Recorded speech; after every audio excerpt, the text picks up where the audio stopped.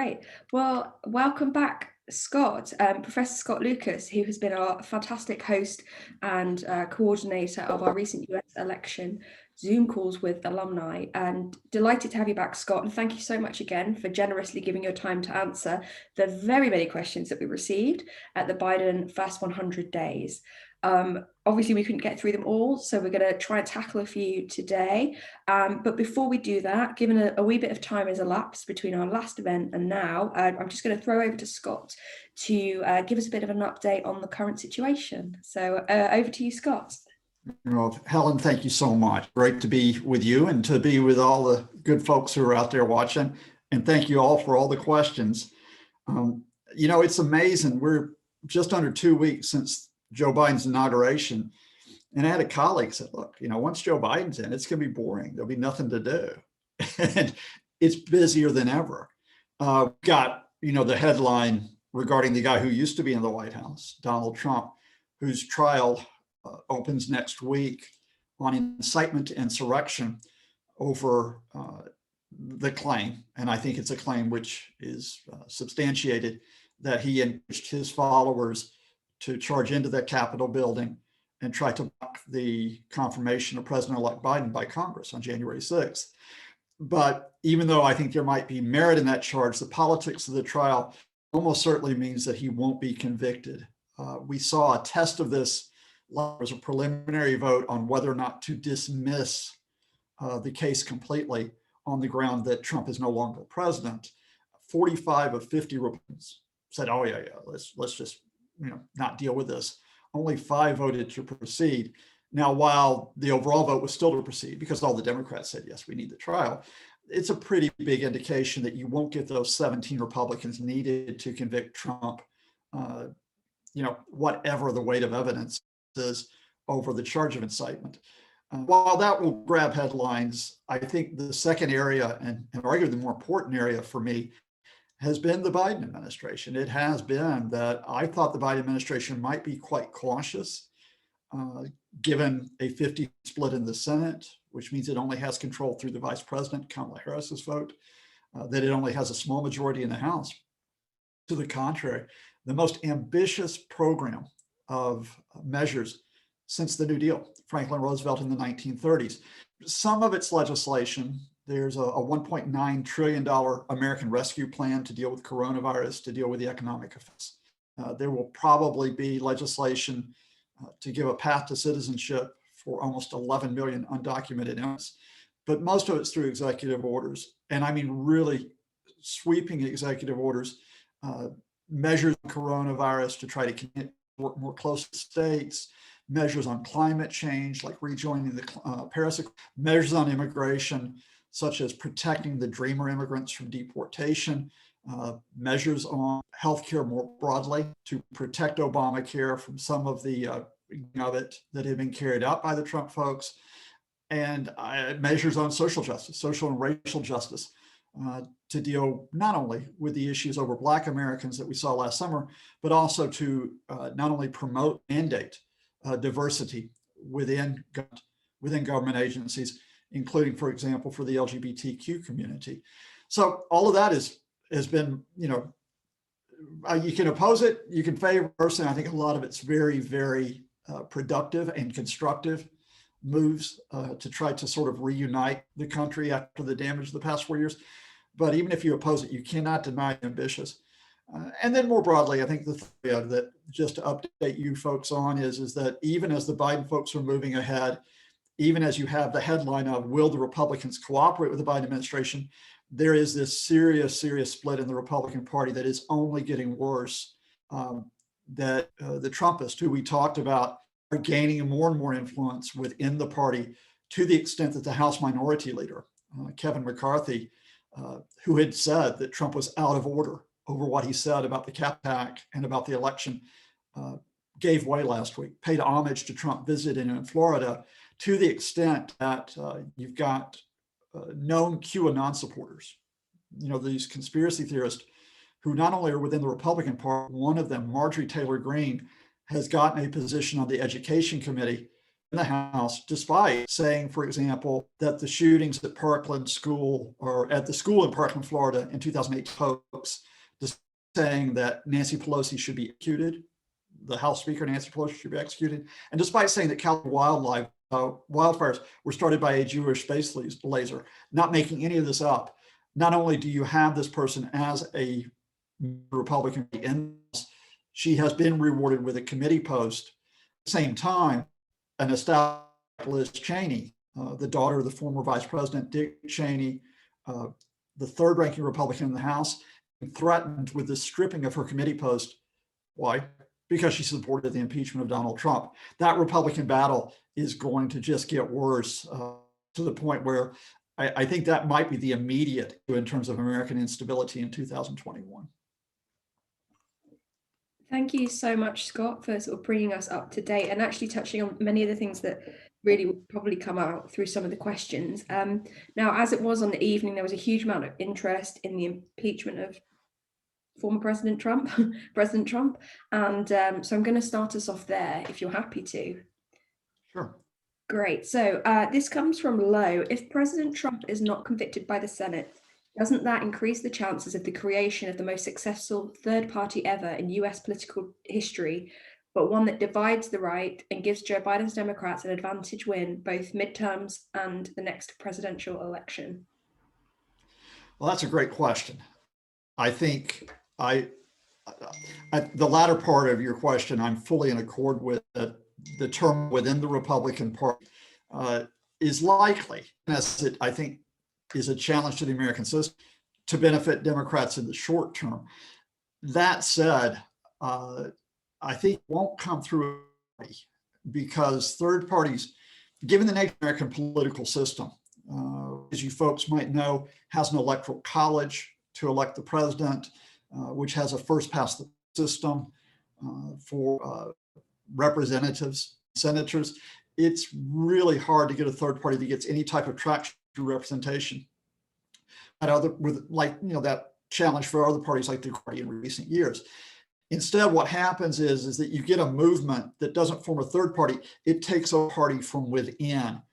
So what I foregrounded in introduction is that the real question is whether the Trumpists, and again, remember, 2/3 of Republicans in the House of Representatives voted against the confirmation of Joe Biden on January 6th after the Capitol attack, and that senators voted against the confirmation of Joe Biden, including some very senior senators like Ted Cruz of Texas.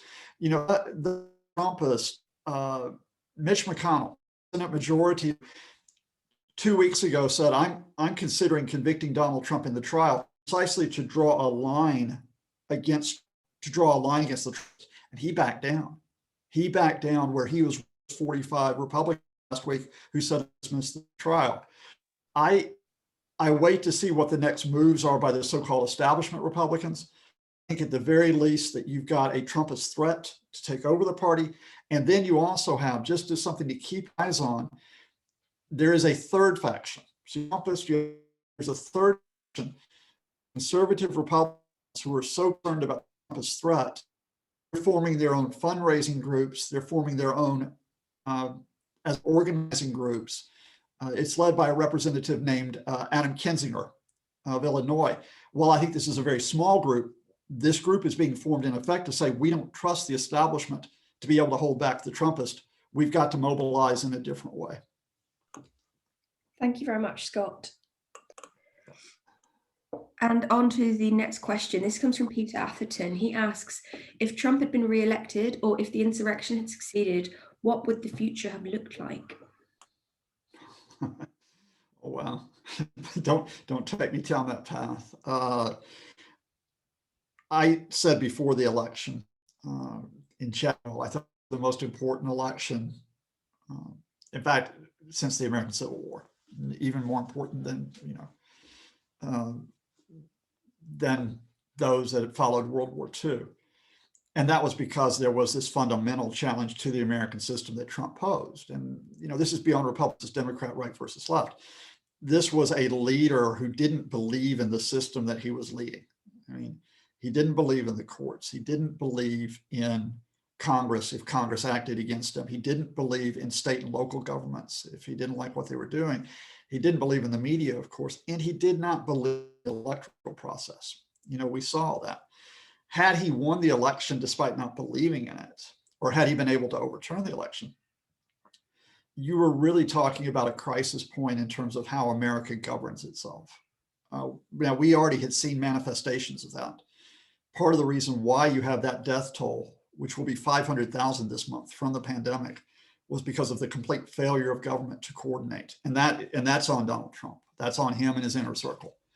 There are other contributing factors to the death toll, but the main one was that inability to work with the agencies. Trump's ability to actually work with a foreign government to get into power, because he did work with the Russians in 2016. He did try to get Ukraine to back him in 2020. That was a threat to the American national security. His unwillingness to accept any type of dialogue, dialogue on the basis of let's exchange ideas, let's exchange facts, and so on. This was an unprecedented president. Whatever you think of him, you may support him in the fact he was unprecedented, but at least acknowledge he was unprecedented. And I think had he been in power, we would have had the issues with the Republican Party I just mentioned, but the Republican Party probably would have continued to enable him. That was what was notable. Despite all the damage to the system, the Republicans in the House and some in the Senate, they chose Trump over the CIA, they chose him over the Treasury, they chose him over the State Department. And there really was no limit he could try to get away with, at least in terms of his statements and in terms of his executive orders. He didn't get much legislation through, but he was in effect ruling by going around and bypassing Congress. Yeah, it just would have gotten worse. And to combine that with the pandemic and the economic effects, I don't know how bad it would have gotten. And it's still bad. I mean, America's still in the trickiest position it's been since 1865, but it would have been far worse if he was still in those. Thank you, Scott. Moving to the next question, Chuck Todd said Mitch McConnell is considering voting for the impeachment and said he guarantees that there will be 16 Republican senators with him. What do you think the probability of this happening is? Also, as if this gets passed, then there could be a vote on Trump never taking a political position again, which could be a reset for the Republican Party. The Trumpist faction is a cult of personality. And by what means might the cult be undermined? So I guess a two-sided question there for you around the impeachment. Yeah, the first part on the trial itself, I think when this question was probably written, and thank you for it, it would have been about 2 weeks ago, just before the inauguration. And at that point, we saw Mitch McConnell for the first time really break away from Trump, because McConnell's protected Trump, all during the presidency. But now McConnell was saying, okay, the crowd provoked, and provoked was his term, by Donald Trump and his lies. And McConnell used that word lies, which tells you how serious the statement was. And at that point, I thought, oh, okay, now this is McConnell drawing the line with Trump and maybe even trying to push Trump out of the party. And McConnell followed up, said, I'm going to have a look. I'm going to have a look at what's presented to the Senate. So he wasn't saying I'm going to convict Trump, but I'm not going to commit to acquitting him, which is what he had done in the first impeachment trial over the Trump-Ukraine scandal. Now, if McConnell had voted to convict, or if McConnell, even if he flips again and votes to convict, yeah, I think you get those 17 Republican senators. It's almost the equivalent of a party whip in Parliament here. And they join the Democrats, and Trump would have been convicted.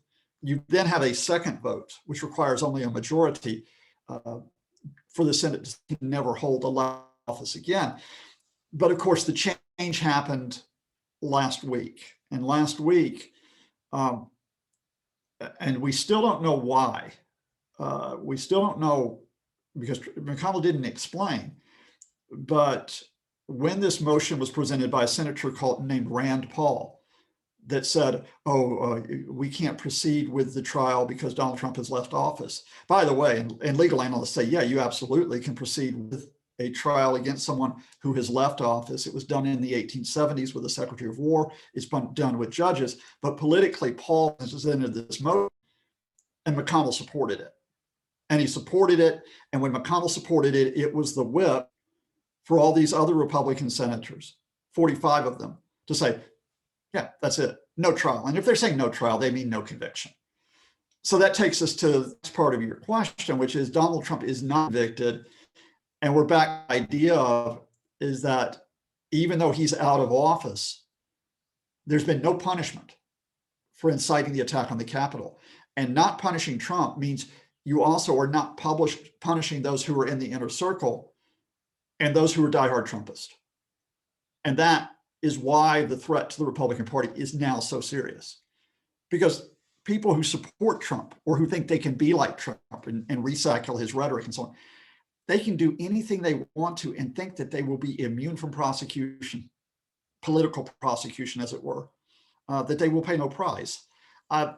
Now we have to watch. We have to watch McConnell to see, will he draw another line with the Trumpists? And I'll just, as something that I'm watching today, Mitch McConnell has come out and condemned this QAnon supporter, this conspiracy theorist, the Representative Marjorie Taylor Greene, and said that she is like a cancer in the Republican Party. Now that's his own attempt to get a little bit of control back, but he's in the Senate, she's in the House. Do the House Republicans side with McConnell or do they side with her? That's your next signal of that Trumpist versus Republican, establishment Republican fight.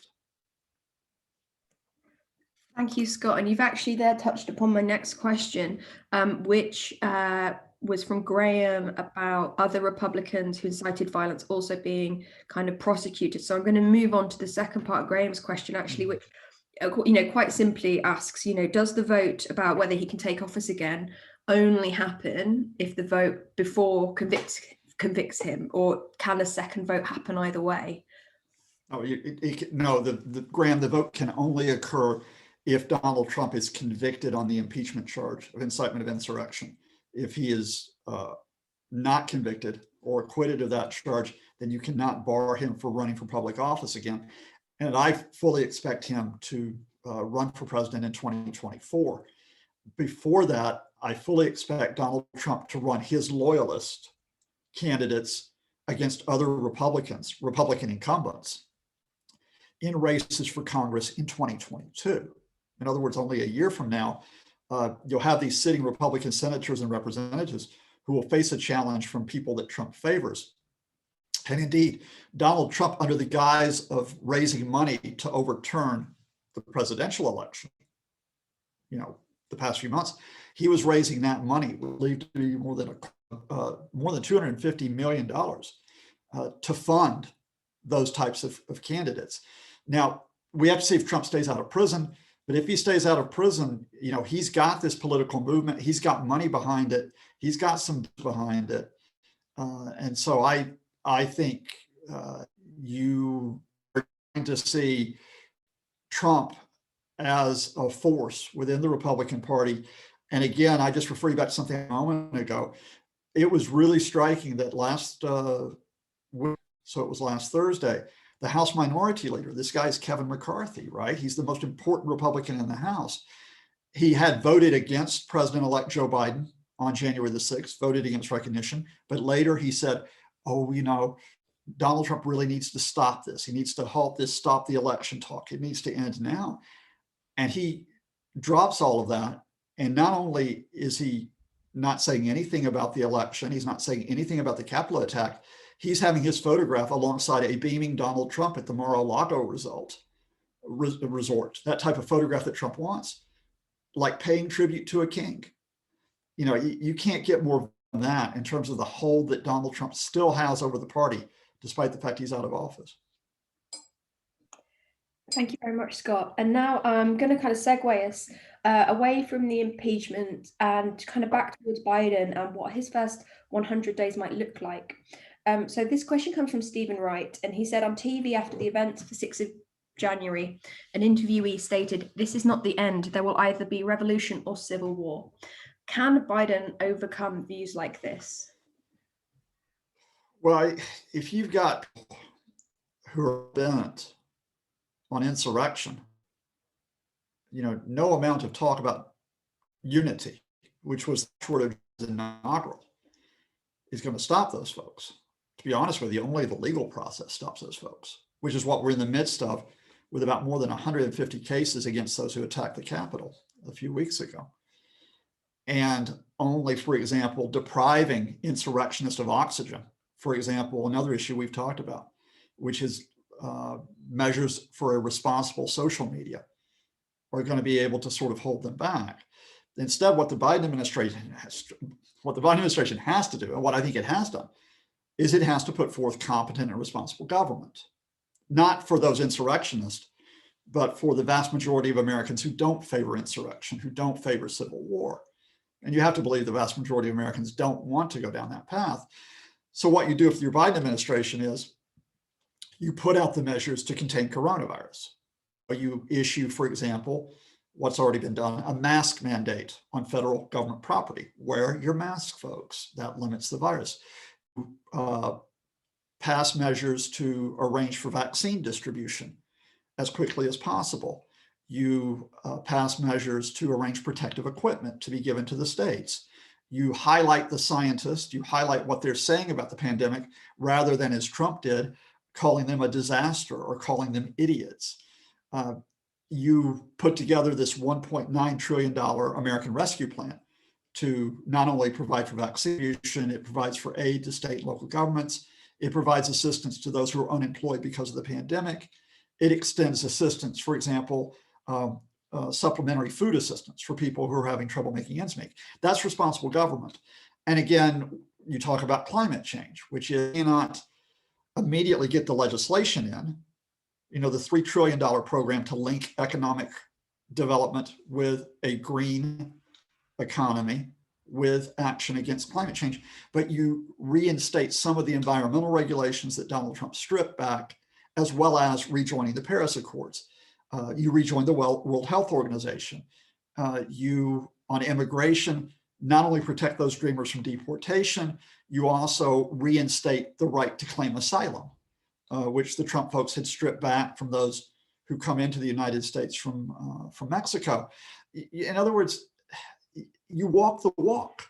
You don't tweet the tweet or talk the talk. You walk the walk on those issues that are beyond party lines: the economy, healthcare, education, environmental security.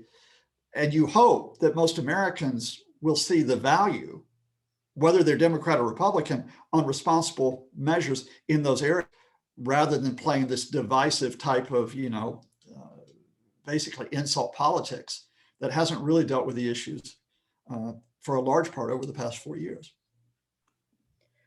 Thank you, Scott. A question here, an anonymous question we have here. Obama gave great speeches, but was criticized by some commentators for his actual effectiveness as president. Will Biden be Obama Mark II, or will he be different? Again, since it's been a few weeks since we met, I think we've already seen any of that. And this is that Joe Biden, Barack Obama, he's not pretending to be Barack Obama. The inaugural address, it wasn't like that great rhetorical skill Obama has, that Bill Clinton has. But a lot of commentators said it was the best inaugural they had heard, because it was sincere. I mean, it was an idea that Joe Biden trying to sham you. He really wants this unity, or if he at least cooperation, to get things done. That he was speaking of personal tragedy, and he has suffered tragedy, with the loss of his wife, his first wife, and his young daughter in a car accident, with the loss of his son, Bo, an Iraq War veteran who died of brain cancer.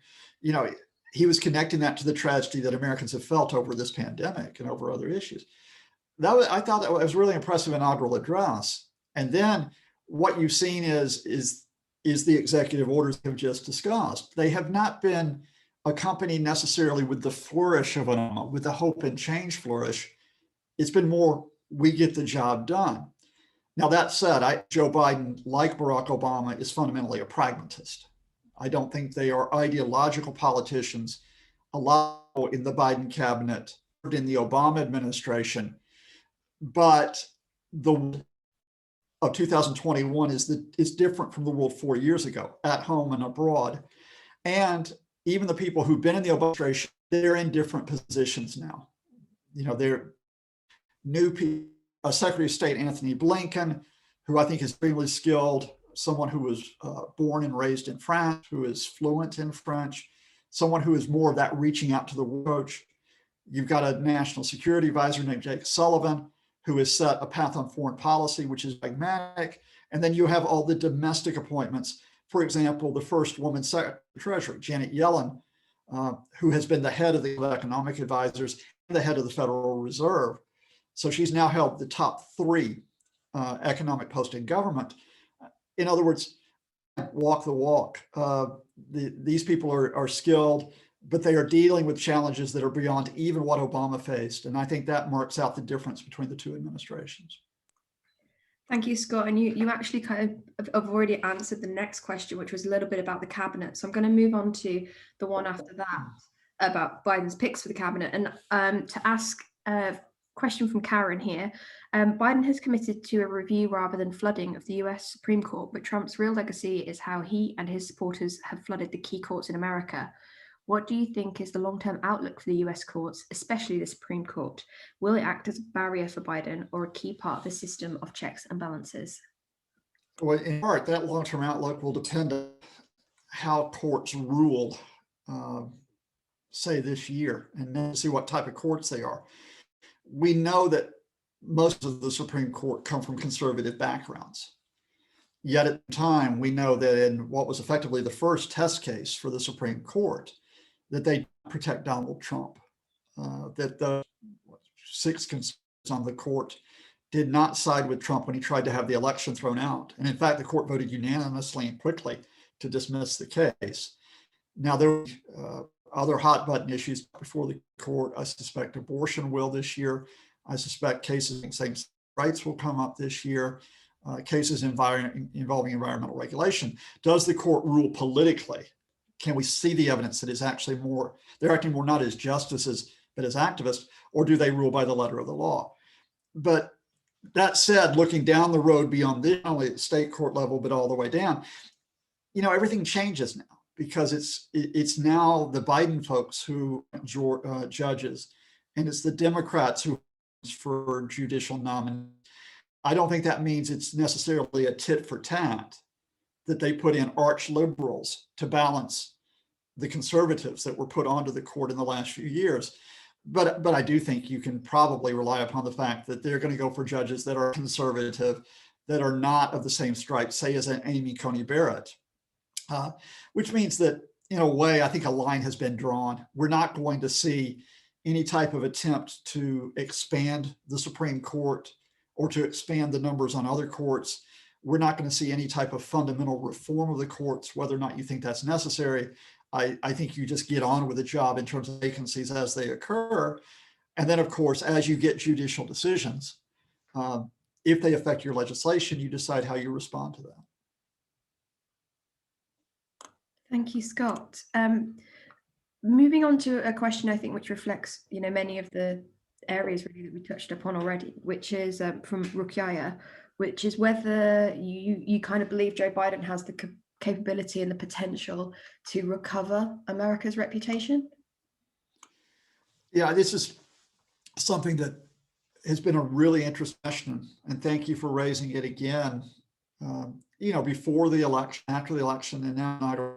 And so here I'll name check, my good friend Liam Kennedy, who worked with us before the election in one of the webinars. And Liam have had the chance to do work for the Clinton Institute for American Food, as well as for my site EA Worldview. And in the series of discussions, we've split site recovery. And I'll just be very from the heart with you all. Liam's position is that the Americans who were in the Capitol attack, they not, as Joe Biden said, Biden said, this is not who we are. And Liam's position is, this is who we are, that there are a lot of Americans who might not have necessarily supported the attack on the Capitol, but they would support the viewpoint that the Capitol attackers had, that, this corrosive effect of of a divided media, of divided rhetoric, of the corrosive effect of Trumpism has actually instilled anger and fear to the point there is no possibility of reconciliation dialogue. And I differ from him. I think, again, I've been called a skeptical optimist, and I wear that label. I like to wear that label because I think for all the challenges that are faced, I do think that most Americans would want to see a better way. They would not want to see a repetition of what we've seen with all the hatred, with all the incitement, violence in recent years, with all the effects that it's had amidst the pandemic and the economic downturn. So I think there is a path here to recovery, but it has to be a path which proceeds very much on a step-by-step basis. You know, I like Joe Biden's inaugural speech, as I mentioned, but the idea that we're going to get, unity just like that, no, it ain't going to happen. I think you have to have a gradualist approach, which is that people will come in, as it were. They'll come in towards the center, what you might call the vital center, on the issues that affect them and their families on a day-to-day basis. And to that extent, what you're really looking at is a year from now, will the American economy be in a better position? Will America be in a better position regarding the pandemic? Will it be a better position regarding immigration? And if you can answer yes to those, that's your path to recovery. Just a quick historical precedent. You know, we have been here before.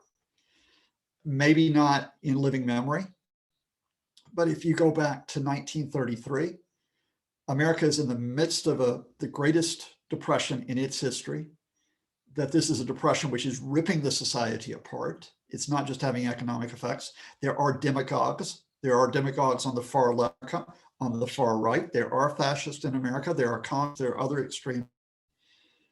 And Franklin Delano Roosevelt becomes president, and in that inaugural speech says, you know, we have nothing to fear but fear itself. Well, I personally more to fear than fear itself, but Roosevelt set a marker. He set a marker, and then the New Deal followed. And it was that competence and responsibility that, albeit it took a long path because you had to get through the Depression of World War II, you could say it eventually helped lay the building blocks for an American recovery. Thank you, Scott. And touching on, you mentioned that the Capitol, we had quite a few questions around the attack. So I'm going to just lead to a couple of those. This from Margaret. She asked, who were the people who stormed the Capitol? Were they organized? And if so, by who? We now have enough evidence since January the 6th. And I would refer you to a couple of extremely good investigations that have come out in the past weekend, one of which was in the New York Times, for example, one was in the Washington Post, which have really pointed to the groups that did this was not a completely spontaneous attack. Oh, we want to do something, we're going to charge in, and then, you know, just sort of pose for the cameras. There were people with military experience who were involved in this attack. There were former members of the American military and of the National Guard, former policemen who were involved in this. There were right-wing extreme groups, right-wing militia, such as the Proud Boys, the Oathers, the Three Percenters, who have been involved in other activism, well, violence, and who were involved in planning this.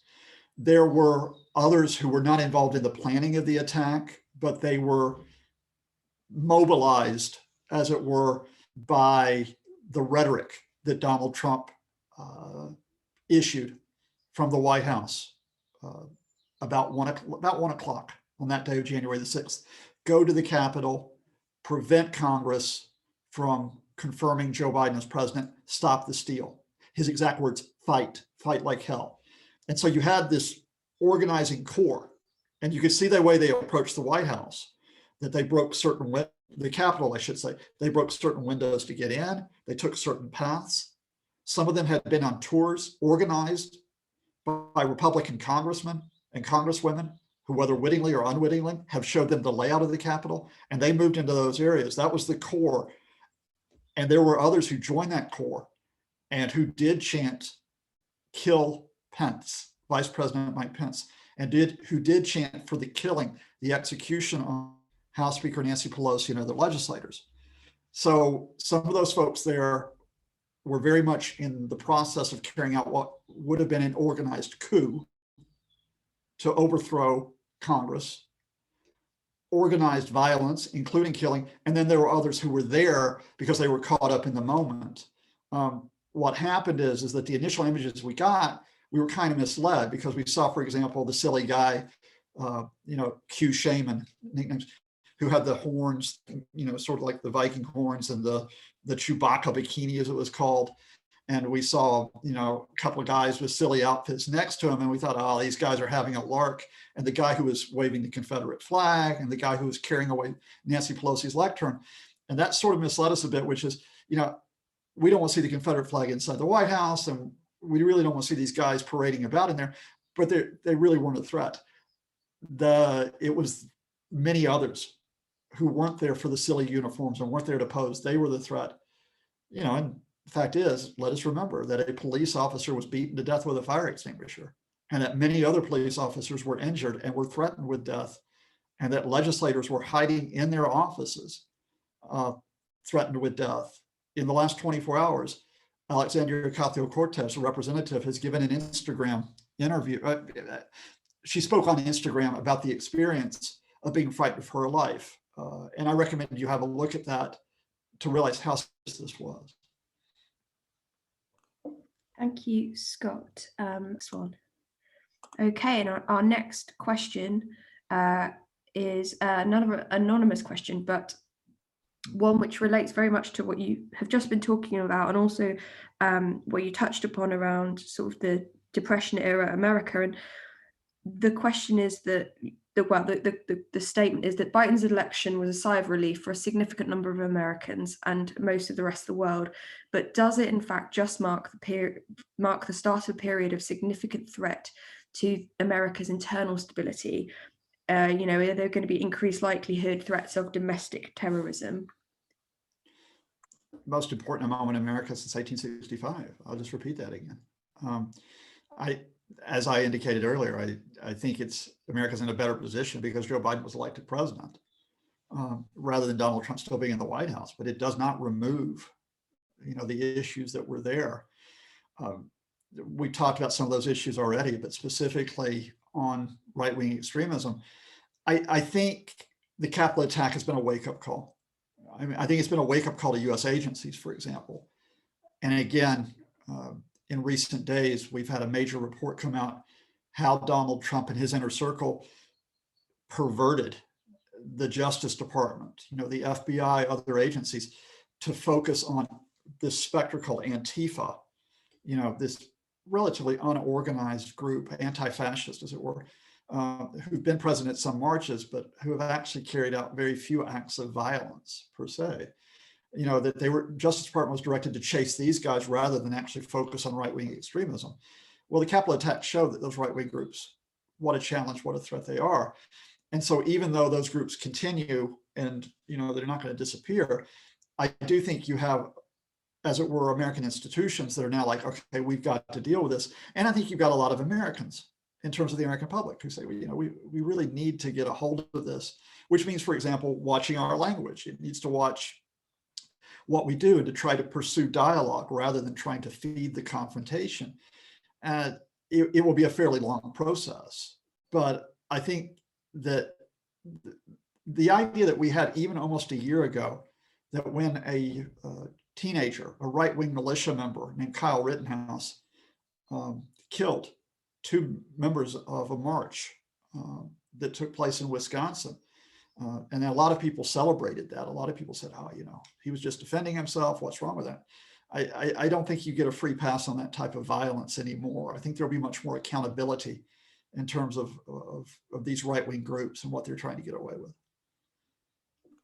Thank you, Scott. I'm going to move us now on to some of the sort of broader issues or sort of key general issues of interest. And I have a question here from Vincent Button about the pandemic. And he says, the US is in the top 5 of vaccine deliveries along with the UK. How is that possibly a failure? Please address what Biden will do and should do. And I appreciate you touched on this a bit earlier in terms of talking about coordinating efforts. But if you have a sort of specific response to Vincent. Yeah, Vincent, that's a very good question. In terms of actually getting the initial doses and that getting the initial doses manufactured through, for example, through Pfizer, the Pfizer-BioNTech vaccine, and then Moderna, that was, I think you could say, a success in the sense that, we did tens of millions of doses that were coming online. The problem has been the delivery of the doses. It's been the supply. So, for example, the Trump administration said we'll have 20 million doses that will be delivered by December 31st. In the end, the figure was about 9 million. And those supply issues have continued. And again, it has come out within the past week that the amount of preparation that had been done by the federal government working with state and local governments, not to get the vaccines manufactured, but to get them delivered, across thousands of miles in the United States, that groundwork really had not been done so effectively. And that's what the Biden administration has been facing in the past couple of weeks. And again, I know this personally because I've got parents who are in their 80s who were struggling to get their first dose of the vaccine. Now, my mother, who has cancer, she's in remission from cancer, she was prioritized. She got hers a couple of weeks ago. It was only 48 hours ago that my father was finally able to get his shot, just simply because the process was not organized well enough where their local pharmacy was able to give them an appointment. So it will take time, I think, to build that system up of delivery effectively across all 50 states and DC. But Vincent, I share your optimism here that the United States, I think, is on the right path. Whether you can get 100 million Americans vaccinated in 100 days, which is Joe Biden's targets, I don't know. I'm not very keen on setting numerical targets because I think trouble lies in just putting numbers up, as we've seen in this country. But I do think the process is improving and will continue to improve in the States, and touch wood in the UK as well. Thank you very much, Scott, and very happy for your parents that they've got their vaccine, even if it's been a bit slow. But moving on to sort of the environment here, I have a question about President Biden and whether or not he will want to shut down the shale gas fracking, which was expanded by Trump. And that's from Jeff. Now, I appreciate this is kind of quite a hot topic at the moment and has been moving around since the question was asked. But in a nutshell, Scott, what do you think he will do ultimately? The Biden executive orders, I think, are a good clue to that. And that is he did not ban fracking overall. And of course, this process of fracking is one being pursued in Pennsylvania, which is, sort of one of Joe Biden's political bases. That said, another executive order withdrew the authorization for the Keystone XL pipeline. Now, this was a very important pipeline that was coming out from Canada through Montana and South Dakota to Nebraska. It's one that the Trump administration had pushed in particular. There were serious questions about the environmental effects. There were questions about crossing Native American line with this pipeline, and the Biden folks have put a pause on it. I think also with other environmental regulations over the fossil fuel industry and other regulations such as limiting emissions, what you're going to see is not necessarily a ban on fracking, but you're going to see much stricter federal standards regarding the possible environmental consequences of fracking. So I think you're looking at regulation rather than a ban will be the way forward. Thank you, Scott. Fabulous. And here we've had a question which has been submitted anonymously around diversity. And it kind of begins with a quote from Biden. Our priority will be Black, Latino, Asian and Native American-owned small businesses, women-owned businesses, and finally, having equal access to resources needed to reopen and rebuild. The person asking the question asks, how is separating Americans into groups and prioritizing one group over another going to achieve anything successful?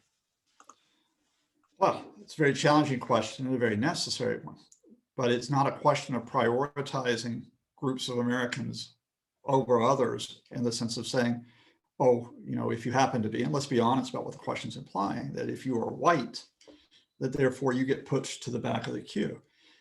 This is a long-term issue in America regarding economic, social positions and opportunities. It's one which occupied, of course, the civil rights movements in the 1960s. It's one which was not fully addressed by the civil rights movements. And we've had ongoing questions over, for example, affirmative action, over anti-discrimination programs for decades. I think the reality still is that that relatively speaking, people of color are not at the same position in terms of holding positions of power as white counterparts. They are not at the same level of educational opportunity, many people of color, as white counterparts. They're not at the same level in terms of being able to get access to housing or healthcare as white counterparts. We've seen, for example, that certain communities in the United States, notably Black Americans, have had 3 times the death rate from coronavirus as white Americans. And that is not necessarily a genetic issue. That's just an issue of access to healthcare and also of living in conditions, for example, denser conditions regarding housing, which can contribute to this virus.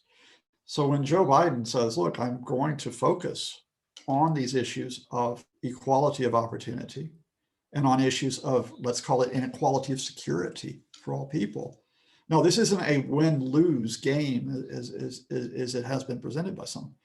You know, the idea is that some of us, and I count myself in this country as being in the fortunate position, I've benefited from being able to get good education, good healthcare. I benefited from getting that education, that healthcare, even though I came from, you know, not a very wealthy family, but from in the southern United States. People did not have those opportunities, have not had those opportunities. And at the end, if you provide that opportunity to more and more people, their ethnic background, whatever their racial background, whatever their religious background, it helps all of us because you benefit if your neighbor has more opportunity. You benefit from their knowledge. You benefit from their spending in the economy, if you want to be as blunt as that.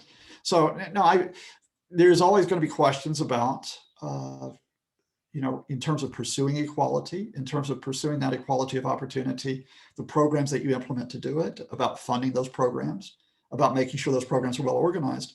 But I don't actually go to this sort of, you know, that starting point of division that it has to be an us versus them position. Thank you, Scott. Moving on to gun control and legislation here, questions about Biden's approach to it. John here says gun sales have increased significantly. Do you think that Biden will consider introducing any controls on this, particularly in this atmosphere of fear and tension? That's a really interesting question because the one area that the Biden administration really hasn't approached in this very ambitious program of domestic legislation and executive orders has been gun control. They haven't said anything to this point about even relatively limited steps, such as raising the age of ownership from 18 to 21, such as tightening up, for example, on places where weapons can be sold, such as gun shows, such as even in terms of outdoor markets. So I wait and see. I hope they will address it. But I just think it's been a case that in terms of other items on the agenda, they've chosen to go with immigration, climate change, economy, and of course, pandemic. It is interesting that the one development on this front has been that the National Rifle Association, which has had a lot of internal difficulties, which has had a lot of misallocation of funds, if we can put it that way, has filed for bankruptcy. In other words, possible equity reorganization. And that would be huge. I mean, the National Rifle Association, which has been such an important political force, because of its deep pockets in the past, will it be constrained? We also enter a space where, thank goodness, we have not had any significant mass killings in the run-up to Joe Biden's inauguration or afterwards. So I think there's a space where gun control is not at the foremost of everyone's minds, or at least being presented as something that requires immediate attention. But yeah, I think at some point the Biden folks are going to have to deal with it. Whether it comes from them or whether it comes more from, you might say, individual Democrats in the Congress, because there's some representatives who got elected in recent years by standing for a very strong position on gun control. We'll see where the push comes from. Thank you, Scott.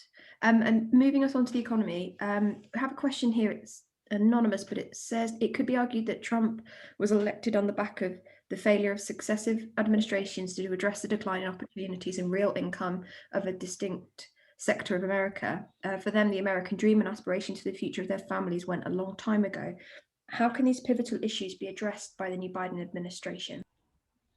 Great question. And it's one that has been at the center of the Biden administration's attention.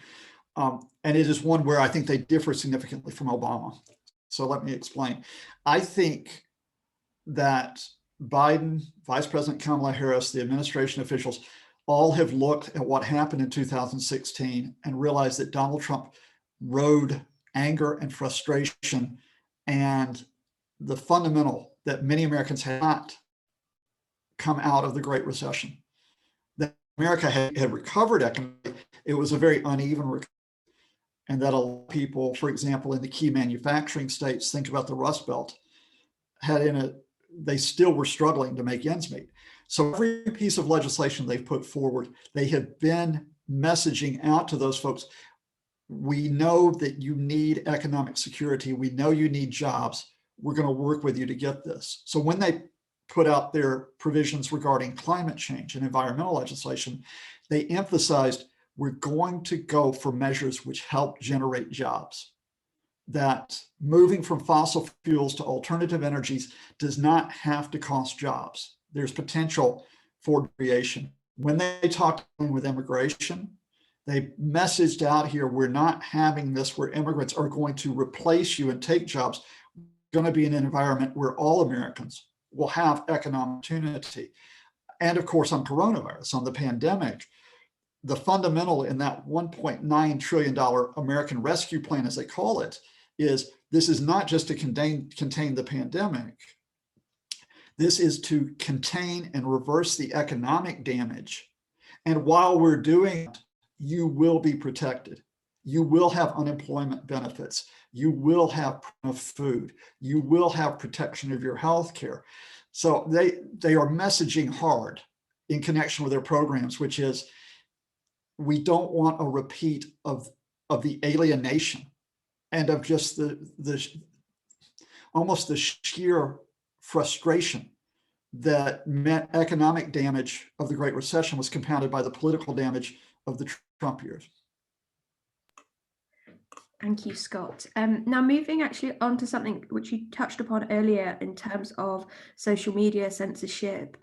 And this question here comes from Jonathan Owen. He asks, are you concerned about the Orwellian censorship by big tech? Terrorists and foreign autocrats continue to be allowed to use these platforms while the sitting protest has been blocked. You know, Jonathan, I think that's going to be a key question, which is not like over the immediate circumstances surrounding the Capitol attack and of the broader information around, the election. I think it's going to be a question of generation, which is how do you ensure that freedom of speech? How do you have constructive speech? First of all, how do we make sure we have dialogue rather than division? But then, if speech has the prospect that some of it can be destructive, how do you deal with that? And I've got a very simple starting position on this. And the starting position on this probably has 2 points. The first is that in the 21st century, when we're dealing with social media, and that's significant change in our communications, you have got to come up with a regulation, which is what we had to this point. So for example, with each wave in the communications revolution, when you talk about newspapers, when you talk about television, when you talk about radio, there are regulatory bodies. We have the Federal Communications Commission in the United States. A private operator has to get a license to operate a TV or radio station.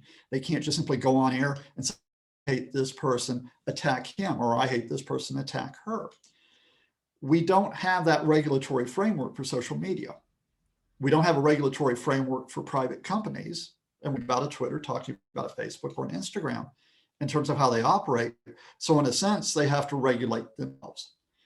Now, I will say on the specific point, and this will lead to my second point, but I'll say on the specific, Twitter was within its legal rights to ban a user who incited violence in its eyes, and or a user who spread disinformation that could lead to violence or that could lead to significant consequences, for example, over the electoral system.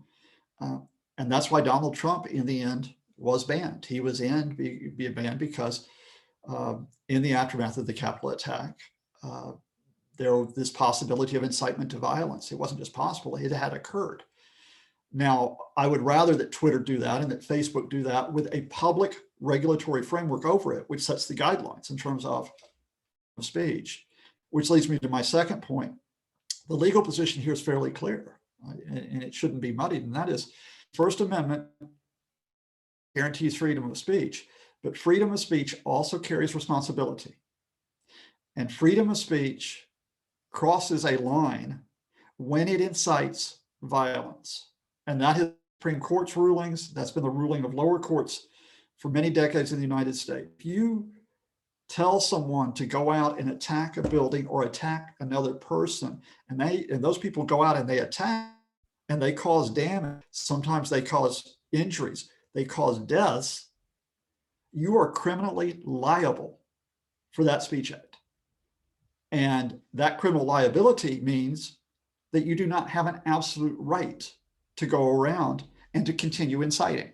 So when freedom of speech crosses the line in terms, or when it is linked to criminal activity, then no, that was the position we had reached.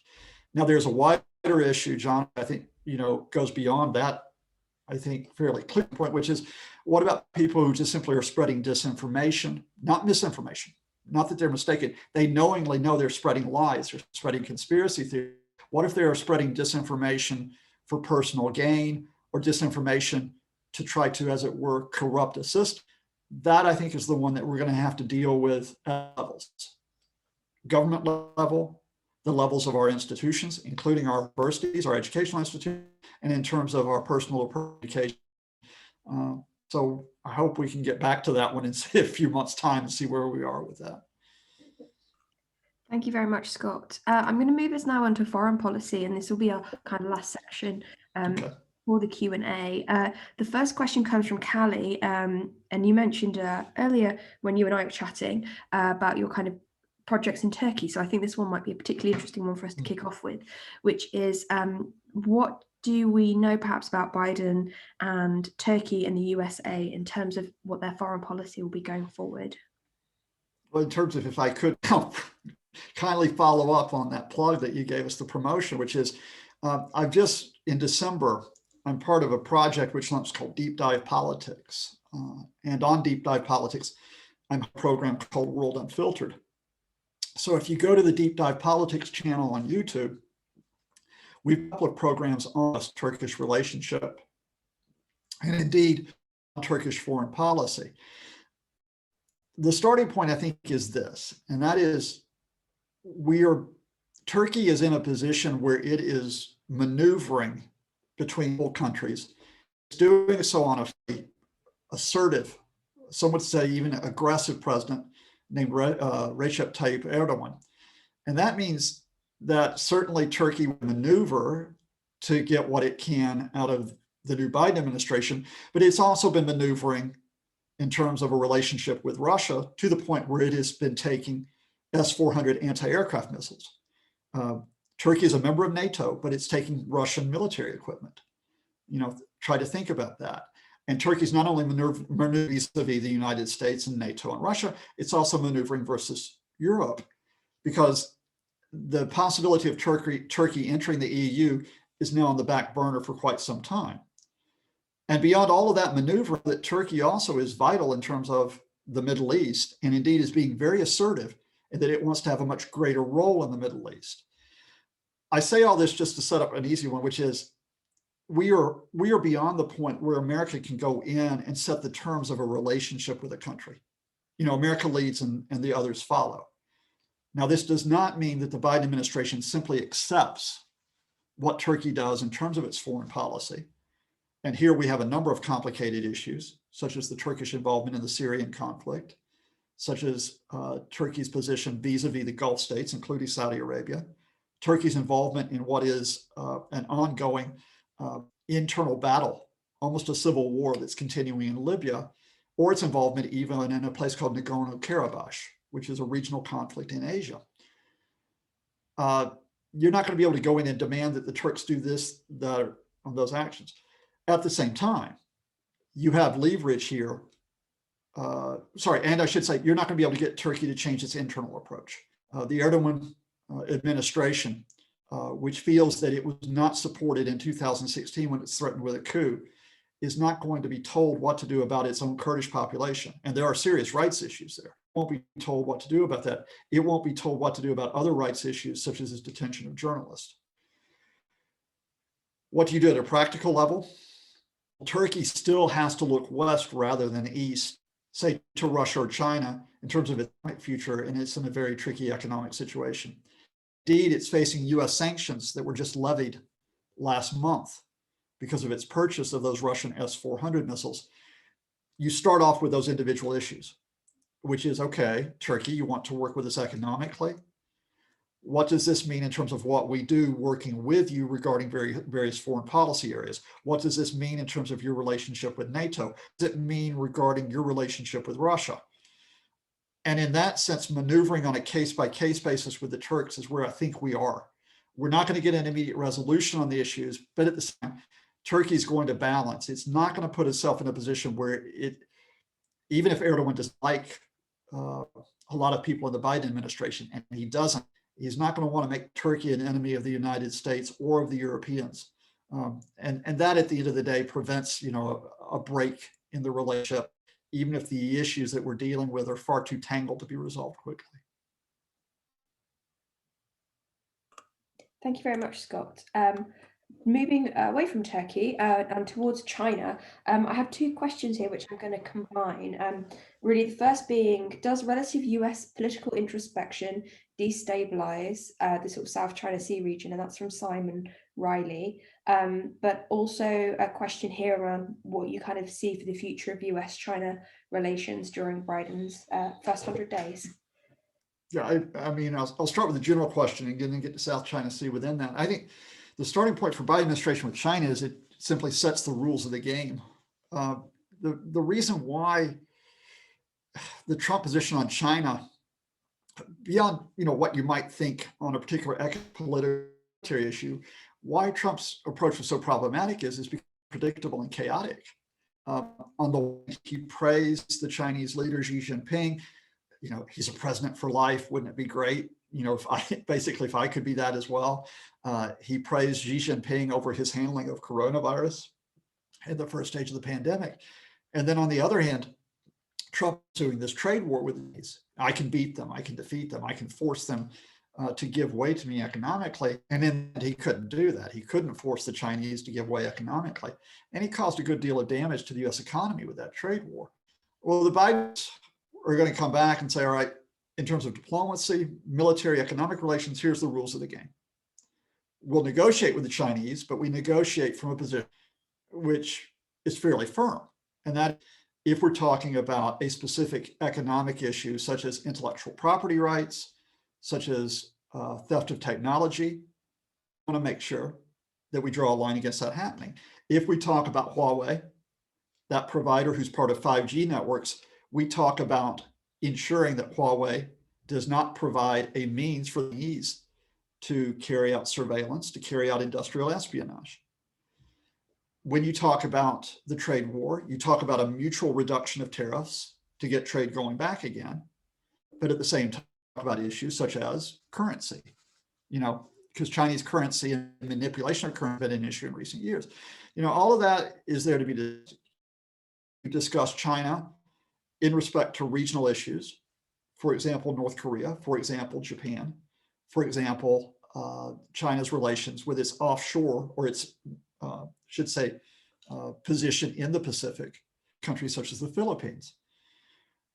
And then at the same time, you take on the issue that was raised in the question, the South China Sea question, which is the fundamental difference between the US and China, which is the United States is a global military power. China is a military power.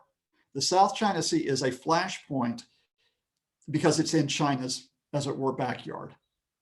Now, I'm not defending what China does, the position on it. What I'm saying is when you negotiate with the Chinese, you need to realize that you have to talk about the South China, where you come to an arrangement where the United States does see China as an expansionist threat using the South China Sea, and China has to see the United States not being a threat to its regional position. And that's where negotiation comes in. So I can't give you a solution with the China policy. Some of these issues go back decades, but certainly the approach that we have had with other administrations, such as the Clinton administration, is the way forward with China, rather than the chaos and the unpredictability that we've since 2017. Thank you very much, Scott. That kind of leads us to the last question on a similar theme to the US and China. We have two questions here about the UK and the US, and kind of how you see relations between the Biden administration and Boris Johnson's government developing, and also what are the prospects for a US-UK free trade agreement. Granted, as the question submitter says, probably not going to be finished in the first 100 days of Biden's presidency, but generally speaking, what is the outlook?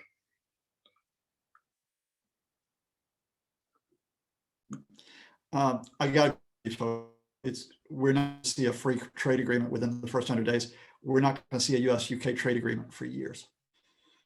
The reason for that is that the Biden administration has already said that its priorities are going to be on the domestic issues that we've discussed so far.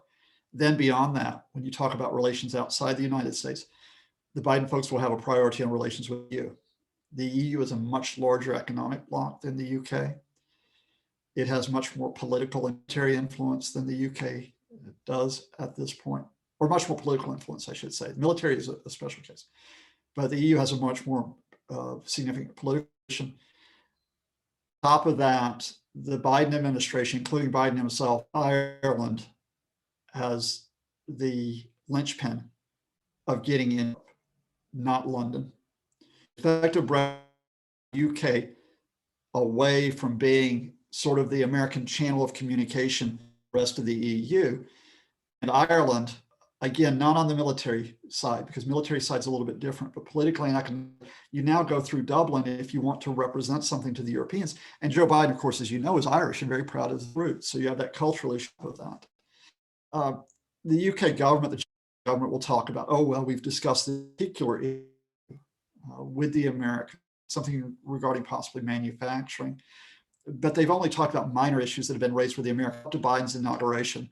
They haven't dealt with the major lines of it that would be necessary on manufacturing, agriculture, health standards, the legal arrangement to underpin the agreement.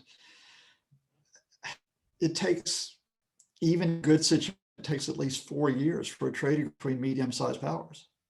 And you're talking about one of the largest economic powers in the world. So if you don't get the trade agreement, what can you get?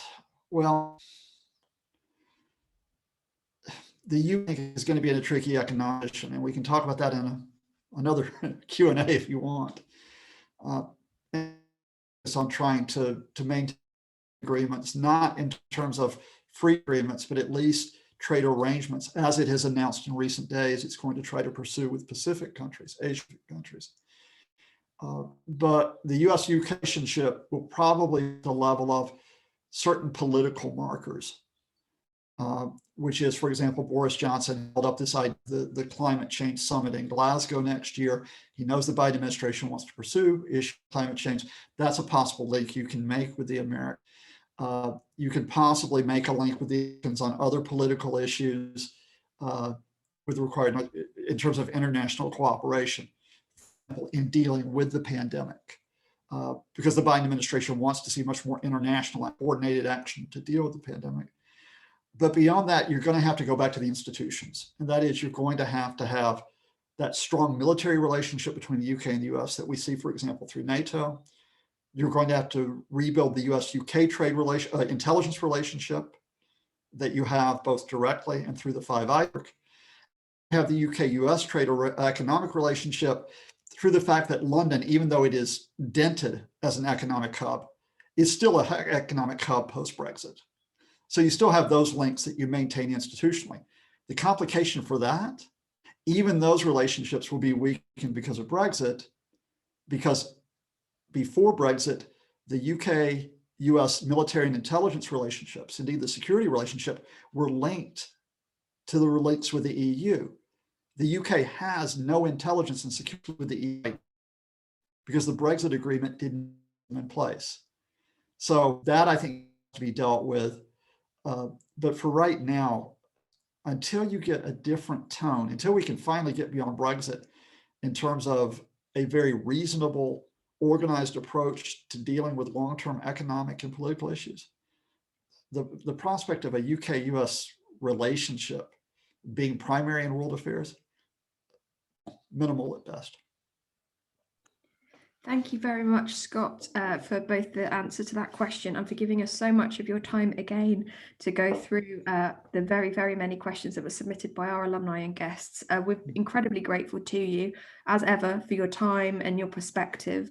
And thank you also, you mentioned Deep Dive and America Unfiltered, which we will, of course, include with the YouTube posting of this so that folks can keep up with your news and views as and when they come through. So thank you so very much, and very best of luck for the future, Scott.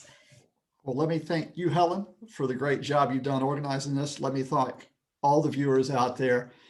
Folks, stay safe to each other, and we'll see y'all real soon.